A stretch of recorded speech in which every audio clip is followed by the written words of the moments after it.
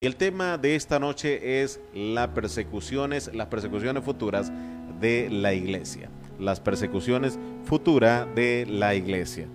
El Evangelio según Mateo capítulo 10, versículo 16. En adelante vamos a leerlo en esta oportunidad para compartir la palabra del Señor. Dice: He aquí, yo os envío como ovejas en medio de lobos. Sed pues prudentes como serpientes y sencillos como palomas. Y guardaos de los hombres, porque os entregarán a los concilios y en sus sinagogas os azotarán. Y aún ante gobernadores y reyes seréis llevados por causa de mí, para testimonio a ellos y a los gentiles. Mas cuando os entreguen, no os preocupéis por cómo o qué hablaréis, porque en aquella hora os será dado lo que habéis de hablar. Porque no sois vosotros los que habláis, sino el Espíritu de vuestro Padre que habla en vosotros. El hermano entregará a la muerte al hermano, y el padre al hijo, y los hijos se levantarán contra los padres y los harán morir. Y seréis aborrecidos de todos por causa de mi nombre, mas el que persevere hasta el fin, éste será salvo. Cuando os persigan en esta ciudad, huid a la otra, porque de cierto os digo que no acabaréis de recorrer todas las ciudades de Israel antes que venga el Hijo del Hombre. El discípulo no es más que su maestro, ni el siervo más que su señor. Bástale al discípulo ser como su maestro y al siervo como su señor. Si al padre de familia llamaron Belcebú, cuanto más a los de su casa. Vamos a hablar acerca de las persecuciones futuras de la iglesia. La iglesia, desde el momento que fue establecida, y hablemos del punto bíblico, no hablemos del punto dogmático, sino del punto bíblico. En el punto bíblico, la iglesia fue establecida en el día del Pentecostés, específicamente cuando el Espíritu Santo fue derramado sobre todos aquellos 120 que estaban en el aposento alto. Ahí fue establecida la iglesia del Señor. Estrictamente, la iglesia no tenía un nombre como llamarlo por denominaciones, porque hay personas que dicen, no, mi iglesia nació en esa fecha, pero en realidad en ese tiempo no estaban poniéndole nombre a la iglesia. En base a los tiempos y en base a las situaciones y a la legalidad, la formalidad de la legalidad, se ha venido haciendo organizaciones para poder tener un respaldo jurídico, para poder responder también ante las dificultades y enfrentar situaciones que se presentan ante diversidad de cosas que hay. Pero la iglesia del Señor Jesucristo, la verdadera iglesia, nació en el día del Pentecostés con el derramamiento del Espíritu Santo. Pero la pregunta importante e indispensable es, ¿qué ocurrió en esa oportunidad? La Biblia nos enseña que nuestro Señor Jesucristo murió y resucitó de entre los muertos. Y nuestro Señor le dijo a sus discípulos, estuvo durante 40 días con ellos aquí en la tierra, predicándoles y enseñándoles. Y durante esos 40 días dice la palabra del Señor que Él asciende a los cielos. Pero antes de ascender a los cielos les dice que ellos permanecieran en la ciudad de Jerusalén hasta que fueran investidos de poder de lo alto, del Espíritu Santo. Y ellos permanecieron durante 10 días en el aposento alto buscando de la presencia del Señor. Mientras ellos estaban reunidos, dice la Biblia, que estaban perseverando unánime juntos, vino un viento recio el cual llenó toda la casa donde ellos estaban y se les aparecieron lenguas repartidas como de fuego según el Espíritu Santo les daba que hablasen. Ellos recibieron la promesa del Espíritu Santo y todas las nacionalidades que habían llegado a Jerusalén a adorar en la fiesta del Pentecostés, lo que hicieron fue, la fiesta Pentecostés, hablamos de la fiesta de los granos, lo que sucedió es que la gente de diferentes nacionalidades observó que ahí se estaba dando un suceso que nunca se había visto, porque era la primera ocasión profetizado por Joel capítulo 2, se profetizó 2:28, se profetizó que el Espíritu Santo se iba a derramar sobre toda carne. Entonces el Espíritu Santo se derrama en el día del Pentecostés y muchas personas están ahí. Mientras ellos están ahí observando, hay un grupo de judíos también, están los judíos observando la situación, y el apóstol Pedro, al responde ante interrogantes ilógicas que la gente estaba haciendo. Y las interrogantes decían las personas: estos están ebrios, estos están llenos de mosto, ¿cómo es posible que les escuchemos hablar en nuestra lengua? Y entonces el apóstol Pedro, puesto en pie, juntamente con los 11, dice la Biblia que él, puesto en pie, fue y habló a las personas y les dijo lo que ellos habían hecho con nuestro Señor Jesucristo. En Hechos 2:37 dice que ellos estaban compungidos de corazón pidiendo hacer algo y les dicen: varones, hermanos, ¿qué haremos? Y ahora Pedro responde en Hechos 2:38 lo que ellos debían de hacer. Aquí en Hechos 2:38 se establece el origen de la doctrina, no de un nombre, de una denominación, de la doctrina de cómo ellos debían ser parte de la iglesia primitiva o de la verdadera iglesia del Señor. Y les dice en Hechos 2:38: arrepentíos, primer punto, y bautícese. Segundo punto, bautícese cada uno en el nombre de Jesucristo. Tercer punto, y para ser lleno del Espíritu Santo. Entonces en Hechos 2:39 dice que para vosotros es la promesa, para vuestros hijos, para los que están lejos y para cuantos el Señor vuestro Dios llamare. No está el Señor Jesucristo por medio del apóstol Pedro poniendo un límite o frontera a las personas para poder ser parte de la iglesia del Señor, sino que está estableciendo algo bien importante, y es el origen de la doctrina para la iglesia del Señor. Entonces ahí se estableció esta doctrina muy fundamental y muy importante: el arrepentimiento, bautismo en agua en el nombre de Jesucristo y la llenura del Espíritu Santo. Esa es la base de la doctrina de la iglesia de nuestro Señor Jesucristo. Posterior a eso, menciona la palabra del Señor que los discípulos, los apóstoles específicamente, se quedan en Jerusalén. Y al quedarse en Jerusalén, ellos estaban tranquilos, estaban conformes, pero Dios utiliza la vida de un hombre llamado Saulo, que he venido hablando de esto en este programa durante los días que hemos estado acá, pero utiliza a este hombre llamado Saulo, que fue el encargado de hacer y de perseguir a la iglesia primitiva. Ahora la pregunta es: ¿por qué razón Saulo perseguía a la iglesia y qué era lo que difería entre la iglesia y el judaísmo? Lo que difería es que en la cultura o en la religión del judaísmo se cree en un solo Dios. Y se sabía se sabe en el judaísmo que Dios se iba a manifestar en carne y que se iba a dar a conocer. La diferencia es que no quisieron creer en Jesucristo, y por esa razón ellos decidieron matar y crucificar a nuestro Señor Jesús. Pero cuando hablamos del cristianismo, viene de la palabra Cristo.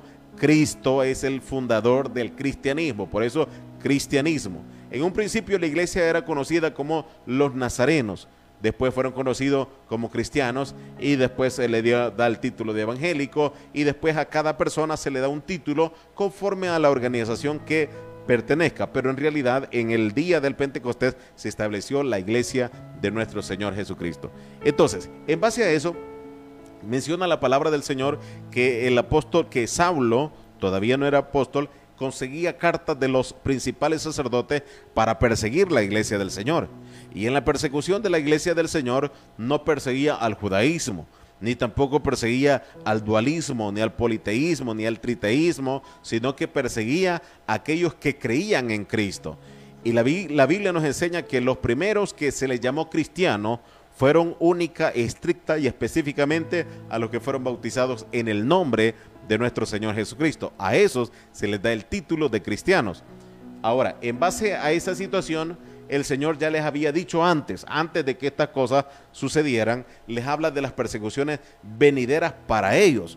Ahora, nosotros como iglesia en la actualidad estamos enfrentando situaciones, y la iglesia está enfrentando persecuciones en otros países graves, no como las enfrentamos nosotros, pero en este caso en ellos es más grave. Pero ya vamos a hablar de eso un poquito más adelante.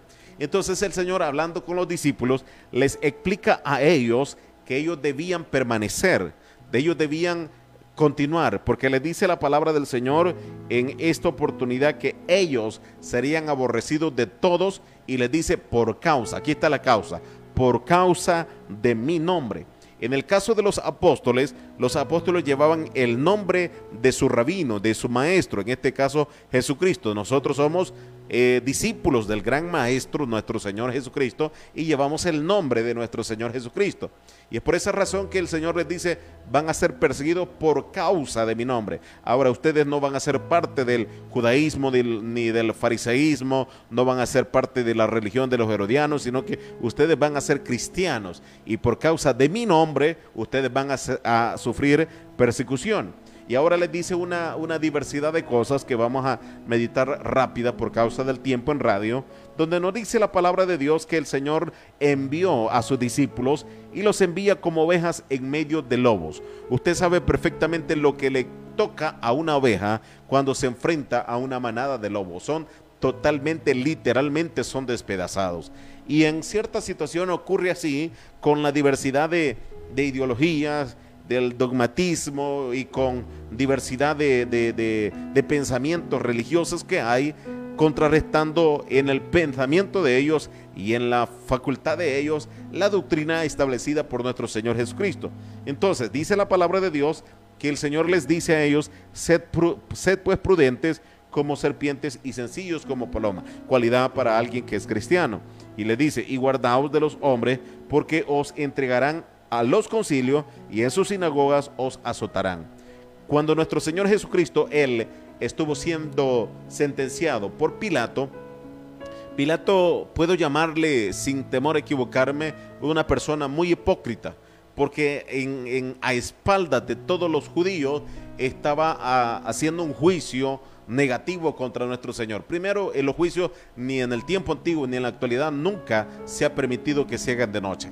Segundo, estaba acusando a alguien inocente. Tercero, no tenía un argumento. Cuarto, golpearon al maestro adentro sin poder justificar una causa o una razón. Es por esa razón que este hombre llamado Pilato se lava las manos después y dice, yo no lo veo culpable, pero adentro se lo había acusado. Eso es llamarlo hipocresía. Ahora, los discípulos fueron llamados a las sinagogas y en los concilios para ser azotados y golpeados. Es bien interesante notar esto porque el primer concilio establecido en la Biblia fue el concilio de Jerusalén, y lo encontramos en Hechos capítulo 15, donde llamaron a Pedro para poder cuestionarle por qué había ido a predicar el bautismo a los gentiles en Hechos 10 hasta aquel hombre llamado Cornelio. ¿Por qué razón había ido? Y a partir de ese momento la iglesia sufre persecución y la gente, los discípulos y los apóstoles se presentan ante concilios y se presentan ante las sinagogas.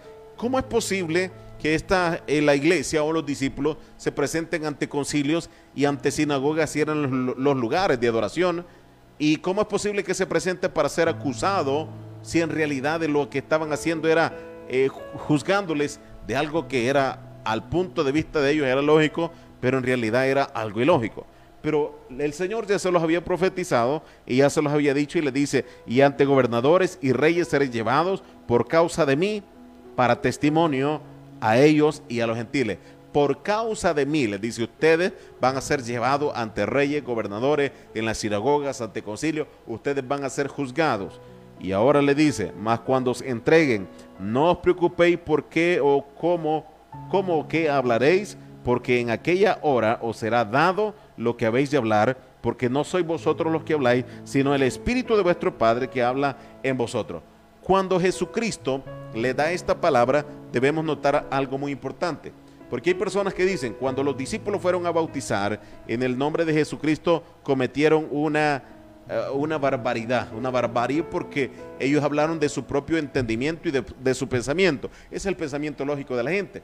Pero dice la Biblia que cuando los apóstoles hablaron porque el Espíritu Santo les decía lo que ellos debían decir. No era por su propia humanidad, sino que era el mismo Dios hablando por medio de ellos. Y es allí donde los de los concilios o los fariseos y la gente que los acusaba decía, ¿cómo es posible que esta gente del vulgo sin letra tiene tantas palabras elocuentes? ¿Cómo es posible que puedan defenderse de esta manera? Lo que no sabían es que el Espíritu Santo de Dios estaba en ellos y les hacía hablar. Y es por esa razón cuando ellos hablan de la palabra de Dios, lo hacen con autoridad y lo hacen en el nombre de Jesucristo, porque dentro de ellos estaba el Espíritu de Dios que les hacía decir lo que el Espíritu quería que dijeran.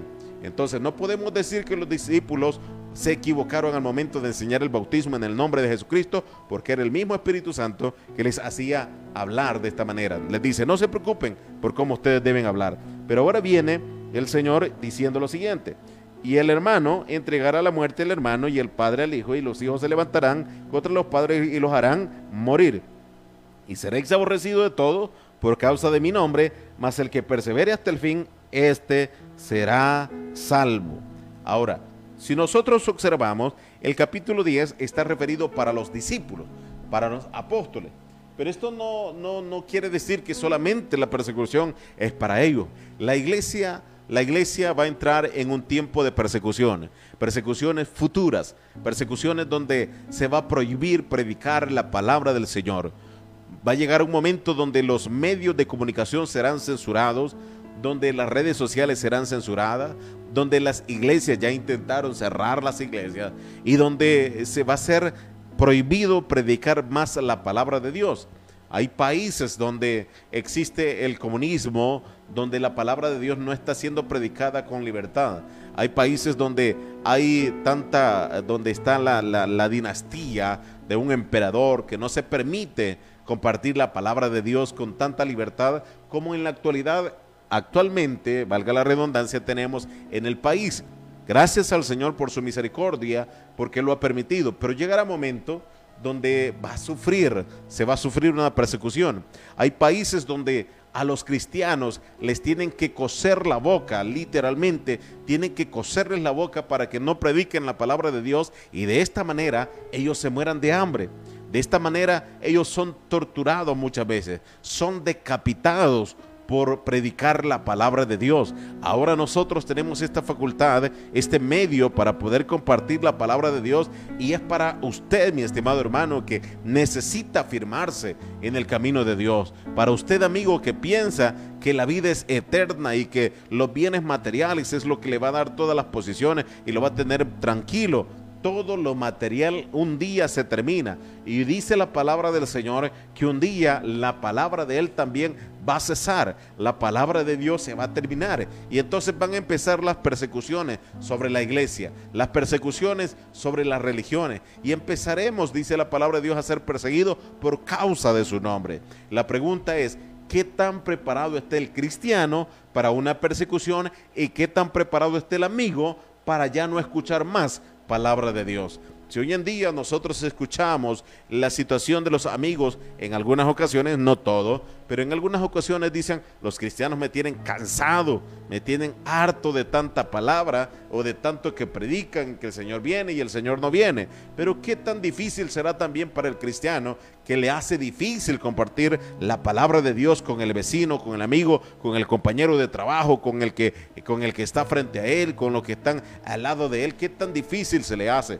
Por eso nosotros aprovechamos esta oportunidad de radio para poder llevar la palabra de Dios a aquel que lo necesita, aquel que necesita el perdón de los pecados, aquel que necesita la restauración de su vida, aquel que necesita el favor de nuestro Dios y perseverar hasta el fin.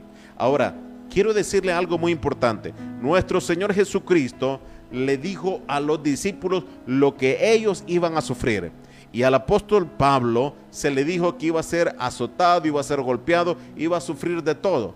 Ahora quiero hacer algo bien importante y una pregunta bien importante. Si cuando nosotros nos arrepentimos nos hubieran preguntado si estábamos dispuestos a sufrir y a ser golpeados y a pasar enfermedades, a pasar crisis, a pasar por problemas, la pregunta es, ¿lo hubiéramos aceptado? ¿Estaríamos dispuestos? Yo creo que nos hubiéramos retrocedido o nos hubiéramos apartado, pero Dios, en su inmenso amor y misericordia, a nosotros nos recuerda que debemos mantenernos firmes hasta el final, porque está la promesa, dice la Biblia, el que persevere hasta el fin, este será salvo. La perseverancia es una cualidad indispensable del cristiano. Perseverar hasta el final. Sé que es muy difícil. Sé que van a haber pruebas, van a haber dificultades, van a haber enfermedades. Es difícil, es lógico que todo eso aparezca. Pero la Biblia dice, el que persevere hasta el fin, este será salvo. Y es que el camino del Señor es para personas valientes, personas que se determinen, personas que tomen compromiso, que tomen su cruz, dice el Señor, y síganme. Que se niegue a sí misma a sus condiciones y que busquemos a nuestro Señor. Eso es lo que el Señor pide de todos y cada uno de nosotros para que un día podamos alcanzar la vida eterna. Gracias a Dios, y quiero ser bien enfático en esto, gracias a Dios por hombres y mujeres que han predicado la palabra de verdad y que la han instruido, que nos han enseñado, que nos han inculcado el temor de nuestro Dios, y ahora nosotros seguimos haciéndolo para que alguien que en su corazón necesita de Dios pueda entregarse a Él, pueda doblegarse a Dios, pueda entregar su vida a nuestro Dios, porque el tiempo, mi estimado hermano, amigo, se está terminando. Lastimosamente nuestra vida es como el reloj de arena. Usted solamente observa cómo cada granito de arena está bajando, se está diluyendo y se está terminando. El tiempo suyo, mi tiempo en esta tierra se nos está terminando, pero tenemos la facultad de un día encontrarnos con el creador de nuestra vida. Un día encontrarnos con aquel que murió en el madero por cada uno de nosotros. Un día encontrarnos con aquel que derramó su sangre por cada uno de nosotros, que nos limpió de nuestros pecados, que nos restauró, que hizo algo hermoso para nosotros. Ahora dice la palabra de Dios que nosotros debemos amarle, debemos atesorar ese regalo que Dios ha dado para cada uno de nosotros. Ahora dice la Biblia, el que persevere hasta el fin, este será salvo.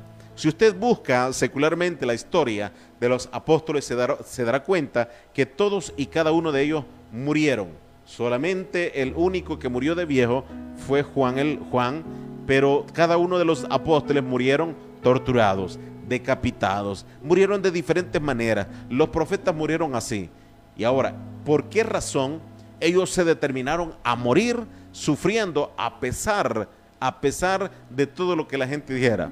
Porque dice la palabra de Dios, el apóstol Pablo escribe, Abraham tenía en su mente y en su corazón no una heredad de esta tierra, sino que había puesto su mirada en el arquitecto de su vida, que tenía un lugar preparado para cada uno de nosotros. El Señor Jesucristo le dijo a sus discípulos, me voy pues y no los dejo solos, vendré pues y estaré con vosotros otra vez, pero antes les dice, voy a ir y voy a preparar un lugar para que donde yo estoy, vosotros también estéis. Y en ese lugar dice la palabra de Dios que Él lo ha preparado para usted y para mí, para que nos esforcemos, para que lo busquemos. Las persecuciones que vienen para esta tierra no son nada agradables, no son nada hermosos, no son nada bonitas, pero usted tiene la facultad de escapar por su vida. Usted puede escapar con su familia, así como lo hizo Lot, así como lo hizo Noé, así como escaparon personajes en la Biblia que escaparon con toda su familia. Así puede hacerlo usted en esta oportunidad.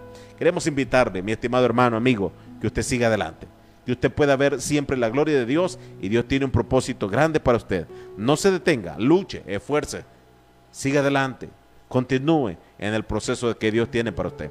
Quiero hacer una oración breve para aquellos que hoy tomen la decisión de reconciliarse con Dios, y para aquellos que hoy necesitan fuerza para poder continuar y buscar de la misericordia del Señor. Oramos y después escuchamos otra alabanza en esta oportunidad, y luego venimos con el tiempo de la oración, donde usted puede escribirnos para orar por las peticiones y necesidades que usted tenga. Señor, clamo en esta oportunidad por aquellos que están volviendo a tu redil, aquellos que están haciendo un compromiso contigo, Señor, de poder entregar su vida delante de ti.